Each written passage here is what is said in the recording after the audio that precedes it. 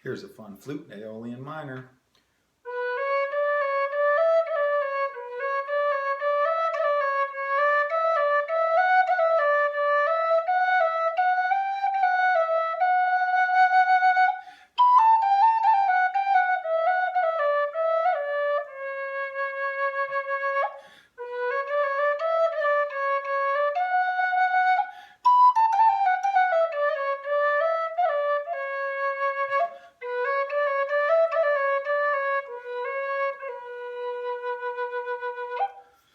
Fun scale. I like this flute a lot. I've also heard this called Vivaldi Tuning.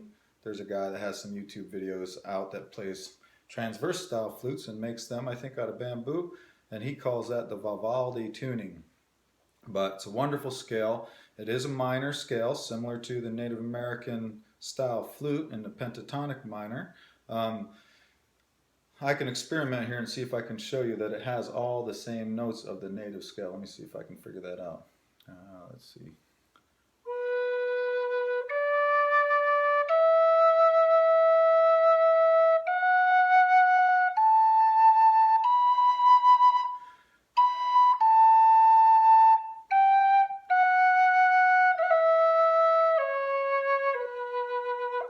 I hit it right on the way up, but I didn't get it right on the way down.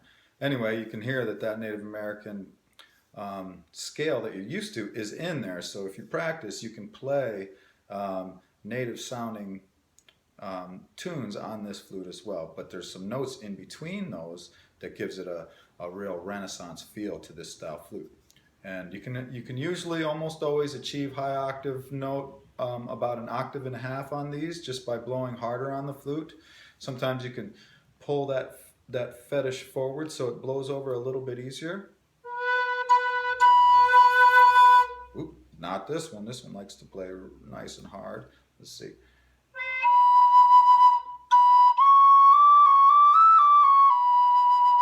That's that high octave range. One of the ways that you can get that is by cracking that top hole just a hair. Too much, it might not sound right, but if you just roll that finger off just a little bit, that'll give you that high octave range.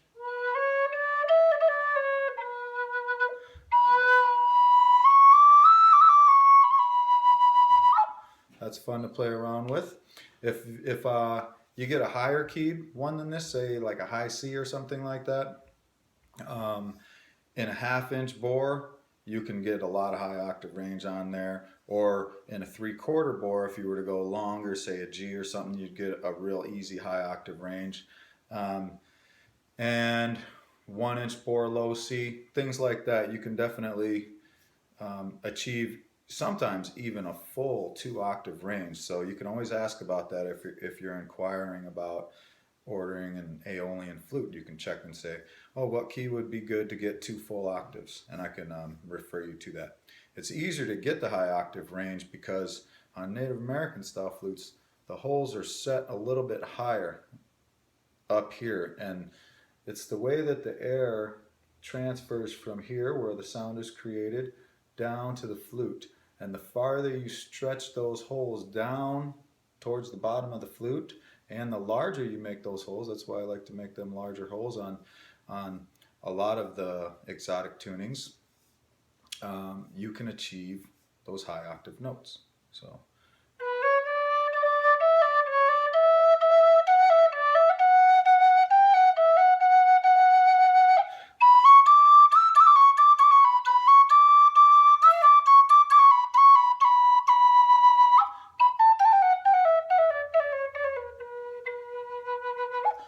Yep, I love this. I love playing it super fast. Keep in mind when you're playing this, the first thing you want to remember is it is not, the fingering isn't quite the same as Native American style flute. No longer do you need to hold this ring finger down in order to achieve that 5-note minor scale. You have to learn to go all the way up. Of course, it's going to take some muscle memory and some remembering when you're first starting to play, but you go all the way up that scale, and you can balance, see that, with pinky and thumb on both hands. When it's in your mouth, that'll stabilize it as well, and work your way up the scale from bottom to top.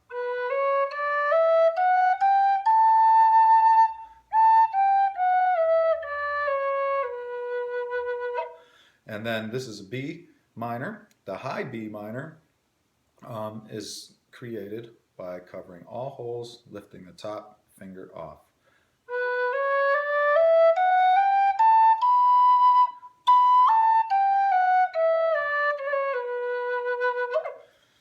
Major scale flutes are played that way as well. Penny whistles, tin whistles, a lot of transverse flutes played that same way.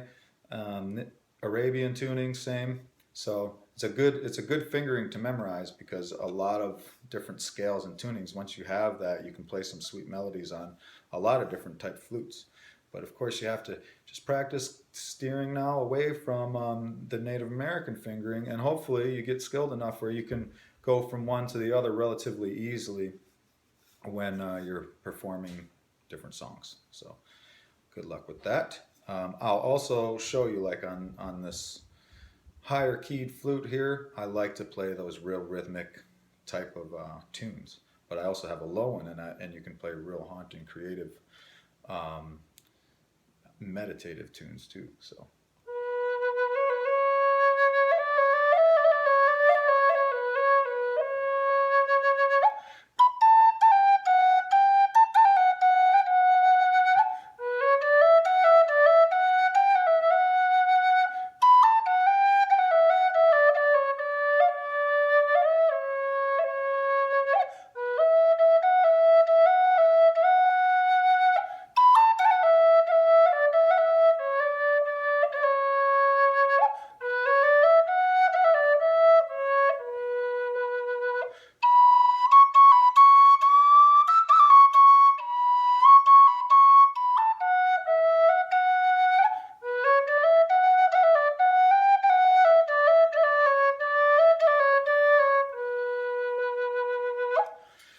Great with some drums, great with rhythm, love that. Super fun to play. Let's try here. This one doesn't even have the finish on yet. This is actually a low B Aeolian. Would play beautifully with this one. A lot of times when I'm playing, say, a duet with somebody, when there's a bass flute and then a higher keyed flute, I like to have the bass flute play like a basic, simple melodic tune underneath, as a foundation to the melody, and then have the higher flute dancing over the top with more of a fast-paced rhythmic melody. So that's always fun. So I'll play this one, and you can hear the difference of what you can get on a bass Aeolian, different feel. Recently we talked about Omar Farouk in another video, and he plays a kaval, a Turkish kaval, and a Turkish ney, and several other Sufi style instruments. And I found that an Aeolian minor flute, say in a key of C, can really mimic a lot of the songs that he'll play on a kaval. So here, I'll just play this a little bit for you and see what you think.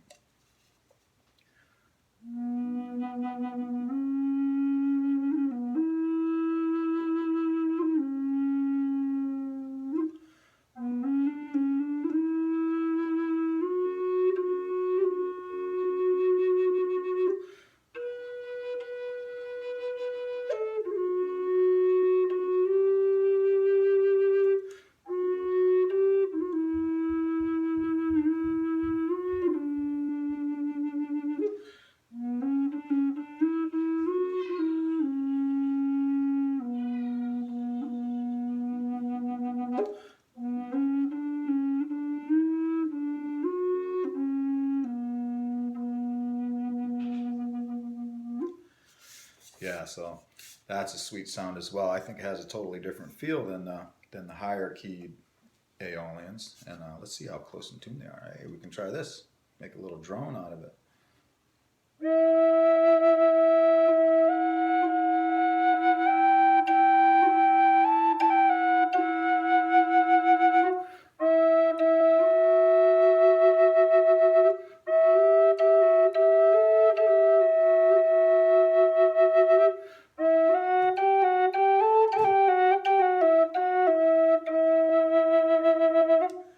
Yeah, that's pretty fun. So, yeah, what else can I say about these things? Well, they're real fun. It's a great option if you want to expand away from the Native American tuning. And again, you can still play native songs on this flute, so that's always a plus. Uh, Here's a song that I like. Let's see if you can remember, if you can recognize this song.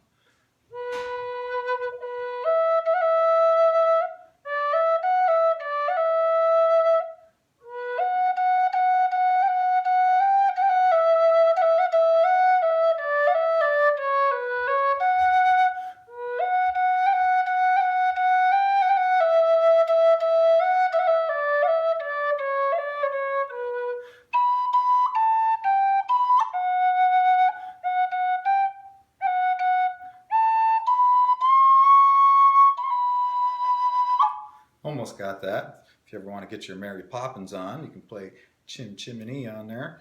Anyway, fun flute. Lots you can do with it. I hope you enjoy this tuning, and just keep in mind those basic rules and you'll be able to transfer from Native American flute to one of these real easy. All right, take care, enjoy it.